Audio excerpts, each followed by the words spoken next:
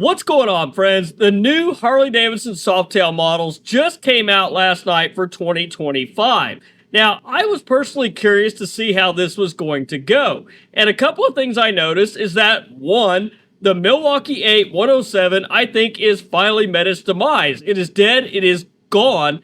And there's one other thing that I noticed that's quite interesting when it comes to the Softail models. Interestingly enough, last night with the Softail unveil, the Milwaukee 8 Softail standard with the 107, it's completely vanished from the lineup. So there is no cheap entry-level Softail from Harley-Davidson anymore. You got to go straight for the gold. Now, the good news is when it comes to the new Softail models, the 117 engine is now standard across the board.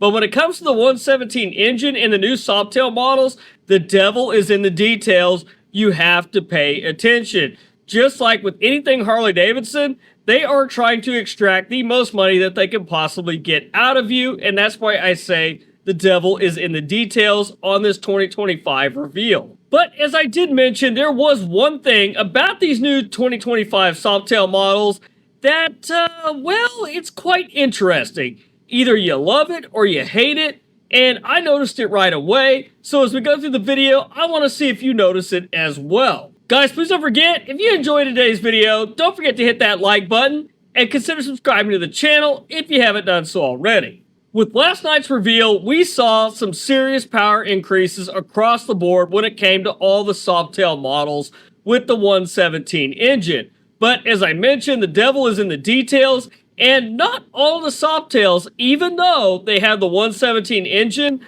got the same power increases. Now, starting with the Street Bob, which has an absolute insane price of $17,200.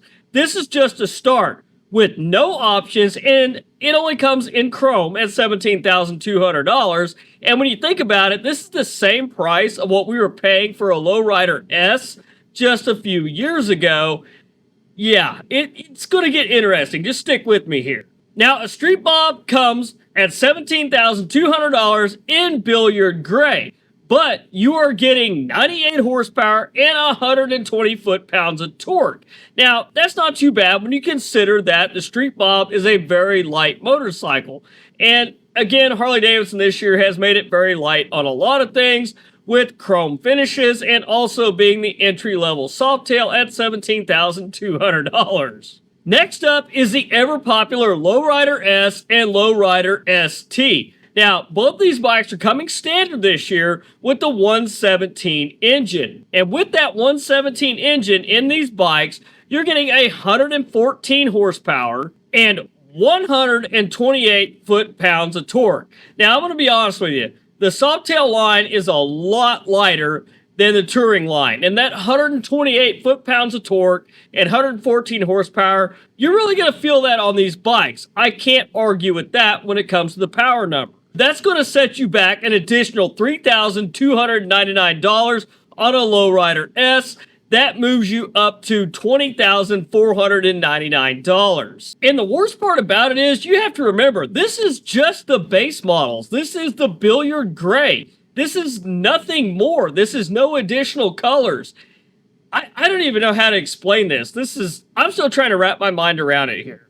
Now, get ready for this. The Lowrider ST with the cool FXR fairing, the whole throwback and the bags and everything. This bike is still coming in at 114 horsepower and 128 foot-pounds of torque. But the issue I have with it is the price on this one. The Lowrider ST this year, just in the basic color, is coming in at $24,199.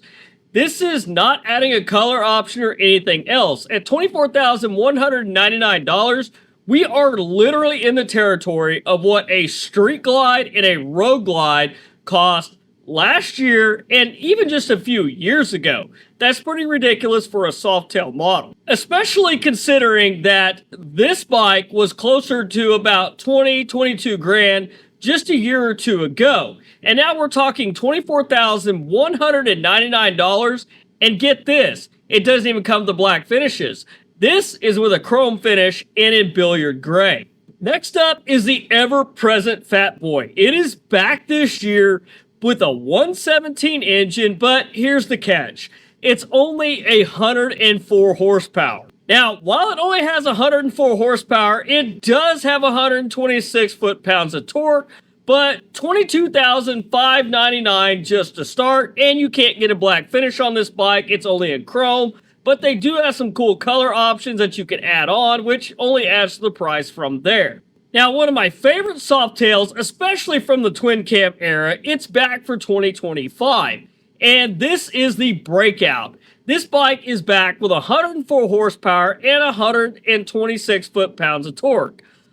I'm a little disappointed there. I really hope they'd have put a little bit more into that bike, but it's got the same horsepower and torque output as the Fat Boy. And one thing about it is just in the base color and chrome finishes, it's $23,100 just to start this year, and it goes up from there if you add the color option. Now, a very interesting one that's back this year, it's got some cool colors on it, but I'm sticking with the base colors and prices right now.